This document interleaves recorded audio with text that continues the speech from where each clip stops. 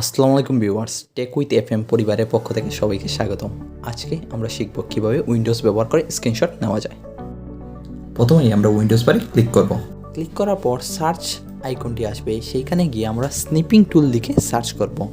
তারপর snipping টুলটিকে click করার পরে নতুন একটি ইন্টারফেস আসবে, সেটাতে গিয়ে আমরা নিউ নামে অপশনটিতে ক্লিক করব। তারপর নির্দিষ্ট এলাকাকে চিহ্নিত করে আমরা ড্র্যাগ অ্যান্ড ড্রপ করে সেটিকে সিলেক্ট করে আমরা স্ক্রিনশটটি নিয়ে নেব। তারপর আমরা কি করব তা হলো ফাইল নামের একটি অপশন আছে, সেখানে ক্লিক করব। তারপর সেভ এজ অপশনে গিয়ে ক্লিক করার সাথে সাথে একটি নতুন একটি ইন্টারফেস আসবে, সেখানে গিয়ে আমরা ফোল্ডার বা ফাইল নেমটিকে আমরা চেঞ্জ করে নেব, কারণ বিভিন্ন নামের ফাইল আছে, তাই আমরা নির্দিষ্ট জায়গায় সেভ করব, তাই সেটিকে সিলেক্ট করে আর ফাইল নেমটিকেও চেঞ্জ করে দেব। আবার আরেকটি জিনিস খেয়াল করবেন, এটিকে বিভিন্ন ফরম্যাটে সেভ করা যায়, যেমন জেপিজি, পিএনজি।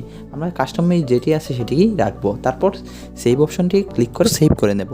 এই দেখেন আমাদের স্ক্রিনশটটি হয়ে গেছে, কিন্তু আমরা নির্দিষ্ট জায়গায় সেভ হয়েছে কিনা জিনিসটাকে দেখতে হবে, তাই নির্দিষ্ট জায়গায় গিয়ে চেক করে দেখব। এই দেখেন আমাদের স্ক্রিনশটটি কিন্তু পারফেক্টলি হয়ে গেছে।